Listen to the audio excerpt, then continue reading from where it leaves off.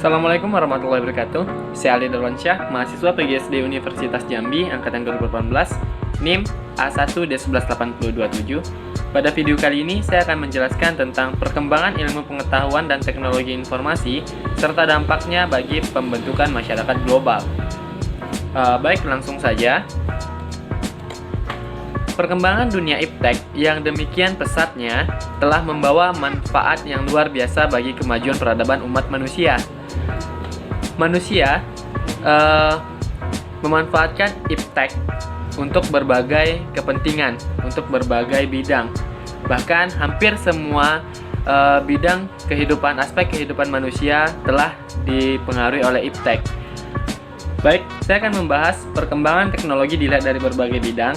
Itu ada 5. Yang pertama bidang informasi dan komunikasi, yang kedua bidang ekonomi dan industri, yang ketiga bidang sosial dan budaya, yang keempat bidang pendidikan, dan yang terakhir adalah bidang politik. Langsung, pada bidang informasi dan komunikasi, dampak positif yang dapat kita ambil adalah kita akan lebih cepat mendapatkan informasi dari berbagai daerah di belahan dunia ini.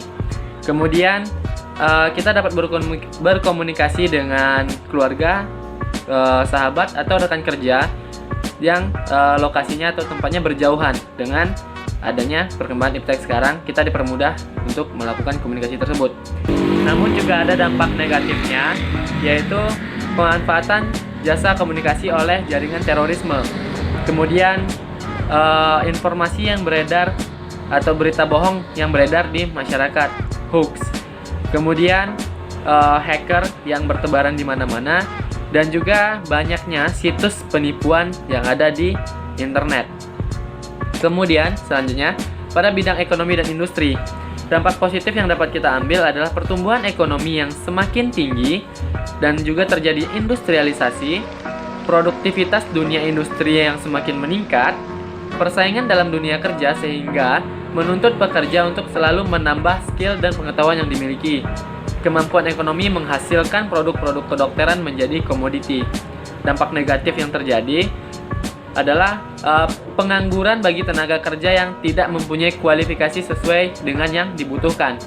Sifat konsumtif akibat kompetisi yang ketat pada era globalisasi akan juga melahirkan generasi yang secara moral mengalami kemerosotan, yaitu dengan memiliki sifat konsumtif, boros, dan memiliki jalan pintas yang bermental instan. Selanjutnya, pada bidang sosial dan budaya, dampak positif yang dapat kita ambil di sini adalah meningkatnya rasa percaya diri dan ketahanan diri sebagai suatu bangsa yang akan semakin kokoh, sehingga bangsa-bangsa Barat tidak lagi melecehkan bangsa-bangsa Asia. Kemudian tekanan kompetisi yang tajam di berbagai aspek kehidupan sebagai konsekuensi globalisasi akan melahirkan generasi yang disiplin, tekun, dan bekerja keras. Dampak negatif yaitu kemerosotan moral di kalangan warga masyarakat, khususnya di kalangan remaja dan pelajar. Kemudian kenakalan dan tindakan menyimpang di kalangan remaja semakin meningkat, dan semakin lemahnya kewibawaan tradisi-tradisi yang ada di masyarakat seperti gotong royong, tolong menolong, dan melemahnya kekuatan-kekuatan sentimental yang berperan penting dalam menciptakan kesatuan sosial. Berikutnya yaitu pada bidang pendidikan. Pada bidang pendidikan itu banyaknya aplikasi penyedia sumber belajar selain dari buku.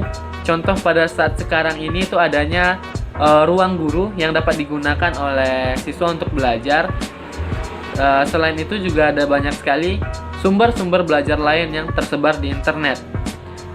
Kemudian sistem tatap muka atau pembelajaran yang dapat dilakukan dimanapun dan kapanpun dengan kemajuan teknologi sekarang, itu juga merupakan salah satu dampak positif dari iptek. Hanya saja dampak negatif dari perkembangan teknologi pada bidang pendidikan itu adalah membuat siswa jadi ketergantungan, malas belajar, dan tingkat moralitas siswa yang rendah. Dan juga kecanduan siswa terhadap gadget mempengaruhi pola belajar siswa. Kemudian yang terakhir adalah pada bidang politik. Dampak positif yang dapat diambil adalah timbulnya kelas menengah baru yang akan menjadi pelopor untuk menuntut kebebasan politik dan kebebasan berpendapat yang lebih besar. Proses regenerasi kepemimpinan yang akan berdampak dalam gaya dan substansi politik yang dapat diterapkan sehingga kebebasan dan persamaan semakin kental. Kemudian dampak negatifnya adanya berbagai ancaman yang menyebabkan disintegrasi bangsa dan juga negara yang akan menggoyahkan NKRI. Semakin meningkatnya nilai-nilai politik individu, kelompok oposisi, diktator mayoritas atau tirani minoritas, dan timbulnya unjuk rasa yang semakin berani dan juga terkadang mengabaikan kepentingan umum. Itulah pemahaman singkat saya tentang perkembangan ilmu pengetahuan dan teknologi informasi serta dampaknya bagi pembentukan masyarakat global. Saya akhiri, terima kasih. Semoga video ini dapat bermanfaat. Wassalamualaikum warahmatullahi wabarakatuh.